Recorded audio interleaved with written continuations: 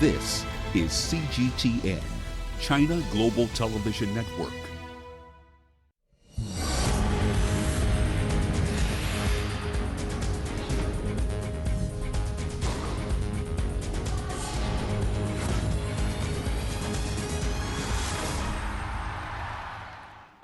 The starting gun for the race to the Cameroon 2021 Africa Cup of Nations finals went off this week with 48 nations across 12 groups seeking 23 slots. On tonight's Sports Scene, we look at how the competition is shaping up as the best talent in Africa battles to dine at the high table of continental football in Cameroon in 2 years' time. Hello and a very warm welcome to the program that brings you closer to African sports news from all perspectives. This is Sports Scene here on CGTN Africa. I'm Mahia Mutua in Nairobi. Great to have you joining us. Also coming up on tonight's show. Kids in Kenya thrilled and inspired by a run with marathon legend Eliud Kipchoge in Nairobi. And South Africa's 16-year-old teenage sensation Kholo Montsi eyeing ATP success. Welcome to the program. We set sail in Tanzania, where national team Taifa Stars have defeated Group J rivals Equatorial Guinea 2-1 in a tense 2021 Africa Cup of Nations qualifier in Dar es Salaam. The team is out to do better following a disappointing performance during the 2019 finals in Egypt. Tanzania lost their 3 preliminary round matches to Algeria, Kenya and Senegal. CGTN's Daniel Kijo kicks us off. Qualifiers for the 2021 African Cup of Nations are underway. Tanzania and Equatorial Guinea battle it out on the pitch, but after 90 minutes, it's Tanzania who wins the duel, scoring 2 goals against Guinea's 1 goal. The coach says the 3 points they've collected have created momentum. My boys did well. I also thank you for the hometown support. The fans really pushed us. They gave us energy. Tanzania is in Group J, which features Tunisia and Libya. Fans say they are happy with the performance. With these Taifa Stars, I promise you, brother, we will go all the way. And I promise you, when at home, no team will defeat us. Today's match almost broke my heart in the first half, but we didn't give up hope. In the second half, we saw our players give their best. Some of us walked by foot all the way from Kigogo. The 2021 AFCON will be the 33rd edition of Africa's biggest football tournament. If Tanzania qualifies, it will face 23 teams, including Cameroon, who qualified automatically as hosts. The 2-1 victory for Tanzania has reignited the hopes of football fans here at the stadium and beyond. But the ambition of continental domination is only just beginning. Next, the team will face Libya, as Tanzania tries to lead Group J. Daniel Kijo, CGTN, Dar es Salaam. Well, elsewhere, South Africa's senior national football team will be looking to produce a positive response against Sudan on Sunday after losing their opening Group C qualifier to Ghana on Thursday. It will be a stern test for coach Molefi Ntseki's charges, who have had 48 hours to prepare for their second encounter at home to Sudan. CGTN's CS Duplessis has more. The 2-0 defeat to Ghana was the national coach's first loss of his tenure, and by his own admission, a bitter pill to swallow after the victory over Mali in the Nelson Mandela Challenge. Adding salt to the wounds, his team have had to travel through the night from the Cape Coast in Ghana and need to recover and prepare for their next match in the space of just 48 hours. We are fully aware that playing against Sudan is a difficult one. They are coming from a 4-0 win, and we are coming from a loss. So it is all about us to dig deeper going into this match against Sudan tomorrow. And we are left with only one form of results, which is winning this game. Now the focus shifts very quickly to the must-win encounter, with the 1996 champions need 3 points against Sudan. And midfielder Dean Furman says that unlike their previous qualifying campaigns where they started with victories, there's still plenty to play for despite an opening loss. Probably the toughest game in the group. Ghana away, it was never going to be easy. So we start with the defeat, but it's still feels like the start. We have an opportunity to get up to 3 points, to join Sudan on 3 points on tomorrow. So it's vitally important that we get off. We get up and running in the group. It will be vital for Nseki's weary men to come away with a victory on Sunday afternoon against a spirited opposition who, despite having beaten them twice before, cannot be taken lightly. But the Bafana coach is aiming to score early, boss proceedings in Orlando, so that his team stand every chance of getting points on the board in what is turning out to be a very competitive qualifying group. Sis du Plessis, CGTN, Johannesburg. Heading north now, Tunisia thumped Libya 4-1 to start their 2021 AFCON qualification campaign with a resounding win on Friday at Rades Stadium in the capital city, Tunis. Libya played Tanzania in the second round of Group J matches on Tuesday in Monastir, with the Carthage Eagles now confident of qualification. Here is CGTN's Adnan Shawashi with more. Olympique de Marseille midfielders Seyfeddin El Khawi and Saint-Etienne forward Wahbi El Khazri each scored twice to take Tunisia top of Group J on goals scored from Tanzania. We've done well. It's important to score and win in the qualification phase. The match at home was successful. Now we'll focus on the next match. Tunisia deserves the 3 points and the victory with 4 goals. This is a good beginning for the AFCON qualifier. We must continue with the same performance. Football analysts say the new head coach and technical staff of Tunisia's Carthage Eagles have relied on their best elements. Since the last match against Cameroon, it is clear that Tunisia is on the right track. The team is improving on all levels, especially in collective game.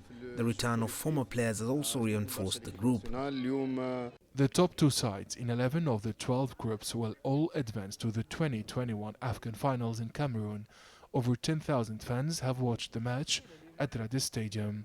I'm proud of the team. AFCON 2021 is a dream they can realize.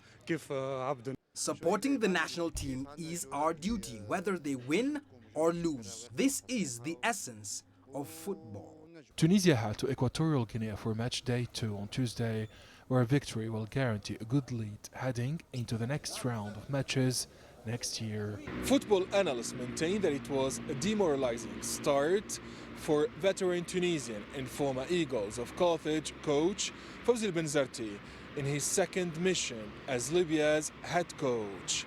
Fawzi Benzarti and the Libyan team left the Rades Stadium without making any command. Adnan Shawashi, CGTN, Tunis. Well, it's time for us to take a quick break here on Sports Scene. We'll have plenty more from the qualification race to the 2021 Africa Cup of Nations, as well as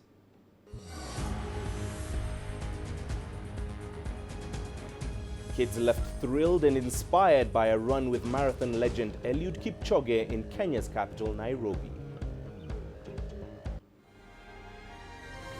The greatest journeys, the greatest sights, the greatest adventures. Here in Qanater, this weir allows the locals to walk on water. We're far more than just TV news. We're your passport to the wonders of Africa. To bring you stories of struggle, survival and hope.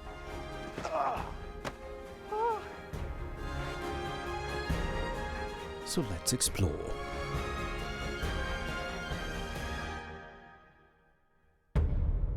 CGTN. See the difference.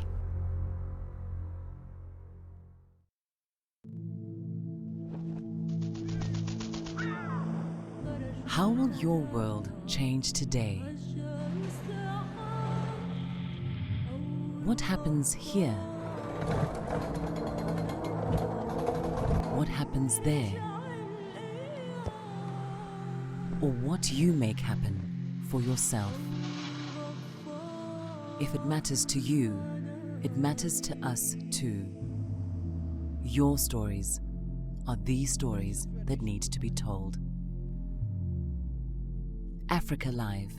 Find your voice.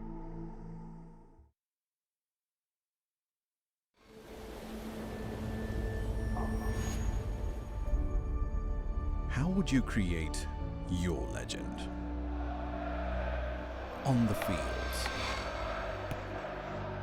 on the tracks, in the arenas of Africa.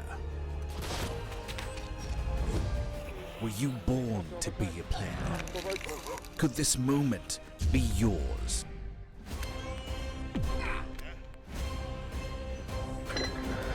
Sports Scene. Find your game.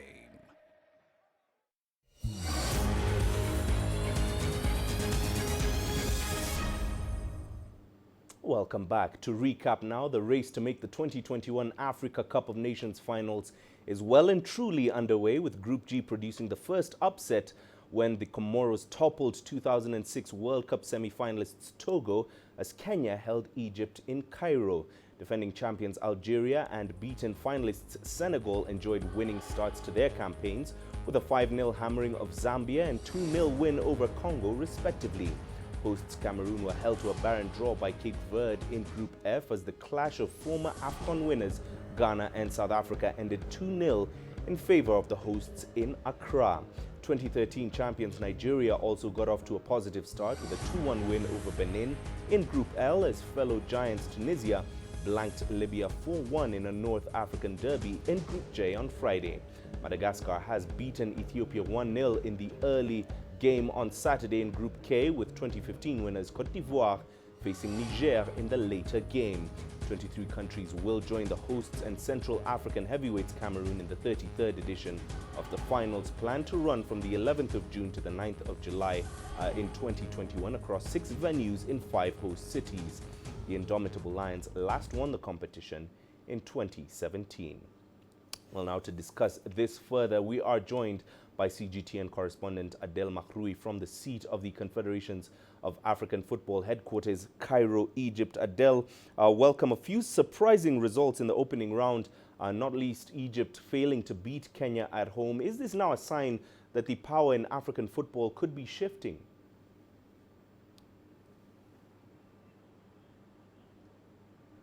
Well, there are definitely big surprises. We've seen Morocco falls in a tie with Mauritania. Cameroon also falls in a tie with Cape Verde, and of course, what you've mentioned, Egypt and Kenya. The Pharaohs were hosting Kenya here in Burj Al Arab Stadium in Alexandria, but they've also been trapped into a tie. That puts Egypt in 3rd position right now because Kenya was playing abroad or playing away game, and therefore the Pharaohs are quite tight. On top of that group is Comoros Islands, and that's definitely a shift in power within that group. It might be too early to have a final judge of the shift in football powers, but still, Comoros Island has been quite a tough opponent in recent matches. We've seen it now on top of the group with Egypt and Kenya. Egypt is going to meet it at home, while it has been already won its first match in an away game. Also last year, we've seen Comoros Island quite stubborn when Morocco barely took away the 3 points from them. In general, 4 points in the 2 legs. They got a tie in Morocco itself, and when Morocco was there during the qualifications for the 2019 Africa Cup of Nations, they were quite stubborn. So the Pharaohs should be recalculating their entire process and preparation for this upcoming match. But overall, also, we have to be fair here. So the Pharaohs were not having their full squad. Many internationals, including Mo Salah, were absent from the game. They will be probably. Mo Salah is going to be also absent from Comoros Island games, but maybe that won't be the case for the rest of the qualifications. Now, of course, Adel, we do have, as a result of the expanded AFCON finals, 12 qualifying groups that feature 24 teams that we saw for the first time in Egypt at the last Africa Cup of Nations. Have we either diluted or enhanced the competition as a result of these expansions?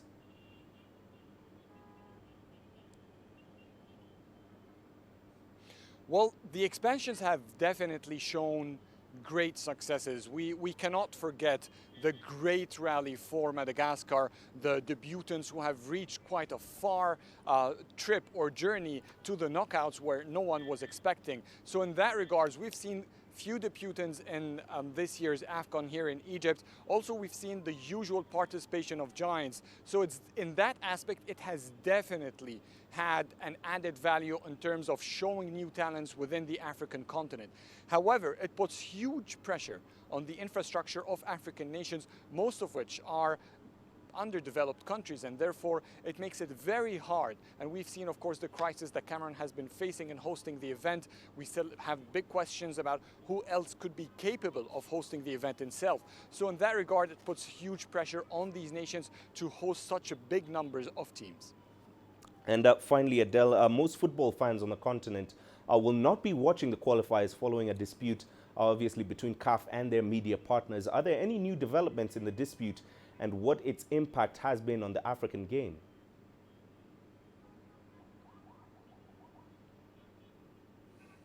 Well, CAF in general have been quite silent about it. Since the beginning of the Under-23 Africa Cup of Nations, no officials have been taking steps to discuss and meet the journalists to discuss these issues and the many concerns that are surrounding this sudden move from CAF itself, whether it's the rights aspect or not.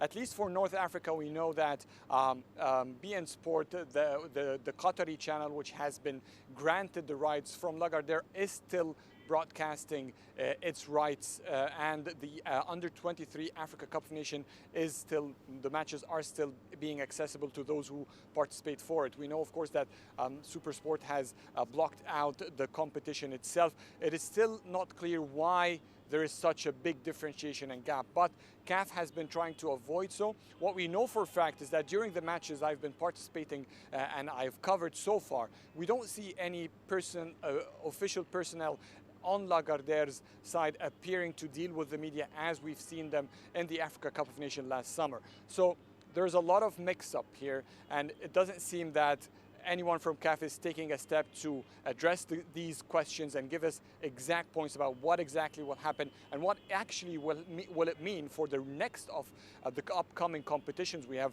major club qualifications competitions, the Champions League, the Confederation Cup that has just seen its draw for the round of 16. So there's big questions here about crucial competitions that are actually ongoing, and many questions that must be answered and answered immediately so that at least fans can have their own rights to plan how they will watch the games. Indeed, Adele, plenty of questions still on that front. Thank you very much for that, CGTN's Adele Mahroui joining us live there from the Egyptian capital, Cairo. Well, shifting focus now, young children and recreational runners got the chance to run with marathon great and record holder Eliud Kipchoge at the scenic Karura Forest in Nairobi on Saturday. Kipchoge was gifted a new truck worth over $40,000 for becoming the first man to run a sub-2-hour marathon last month. CGTN's Mohammed Abubakar now reports. Over 100 recreational runners and their families were graced with the presence of marathon world record holder Eliud Kipchoge at the Karura Forest Trail on Saturday. The run was part of an event organized by Japanese car manufacturer Isuzu as they fulfilled their promise to reward Kipchoge for successfully beating the Ineos 1.59 challenge back in October.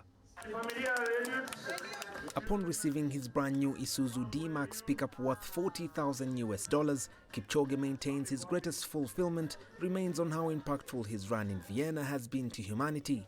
I am happy now because I have inspired over 1 billion people and making his life a better life by actually kicking out a limitation in his mind. Kipchoge also hopes that the children who were present at the event and those who participated in the run could pick valuable lessons from his journey to success. I believe that children do what they see, not what you tell them. So I enjoy running a lot, and my daughter runs with me whenever she can. Having to put the training into it, the preparation influences her in all avenues of her life. No human is limited. I can do anything, or make anything or succeed in any sport. I'm hoping that my children, who are also fans of his, can see this motivation, discipline that he has. And if you can use this discipline and motivation even in other things in life, you'll realize that no human is really not limited. There might be no records broken today, but the presence of Eliud Kipchoge here, sharing the cause with many running enthusiasts and people from all walks of life, really continues to inspire many as the 159 man carries on to pass his message that no human is limited. Mohamed Abubakar for CGTN at the heart of Karura Forest in Nairobi, Kenya. To Nigeria now, where the country is looking to export its local and unique para-football to the world. The government says it is working hard to see the sport feature at next year's Tokyo 2020 Paralympic Games. CGTN's correspondent Phil Ihaza reports from Abuja. Para-soccer players gearing up for a game at an outdoor stadium in Abuja. We need to be very careful. We need to improve on our technicality. The founder of Para-soccer and president of the federation in Nigeria, Misbah Lawan Didi, is having a pep talk with the teams. He says what led to his invention of the game 30 years ago was the need to produce a special sport for polio survivors in Nigeria. One of the reasons I invented para-soccer is to engage the athletes, is to engage them in doing sports, is to engage them in doing businesses. Because I want para-soccer to become professional, so that the athlete also will be professional, and Nigerians' name will be written in gold for inventing a sport that nowhere you can find except Nigeria. And I think I'm proud to be the founder. Misbah says the sport also serves as a means of livelihood for many polio survivors who find it hard to make anything of themselves in the society. Para-soccer was inspired by football, but it's played with the hands and not feet. The players move the ball around with the aid of a skateboard, all in the bid to score more goals than the opponent. Para-soccer became a national sport in 1998 and featured at the All-Africa Games in 2003, which increased its popularity beyond Nigeria. Officials say the country is making progress taking the game to the next level, including featuring at the Paralympics soon. We have been organizing competitions to give it publicity first. Secondly, we have been approaching the international bodies through Paralympic Committee of Nigeria as a step 2. Thirdly, the federal government of Nigeria, the Ministry of Youth and Sports, are the key players who will help us to promote this game to international level. We are trying to see possibly how we can be able to achieve that. Developing para-soccer to its best could see players like this represent Nigeria on a global stage and win medals for the country. Currently, Para-Soccer League is played locally in at least 25 states out of 36 states and the federal capital, Abuja. And many of the players are beginning to see the possibilities of becoming popular through the sport. I want our Para-Soccer League to be strong, like what we have in football, so that we too can become international champions. I want to be a very successful para-soccer player, such that I will not see myself as physically challenged anymore. The players hope to see themselves scoring goals at the next Paralympic Games either in August 2020 or the ones after that. Phil Ihaza, CGTN, Abuja. Well, still to come here on Sports Scene.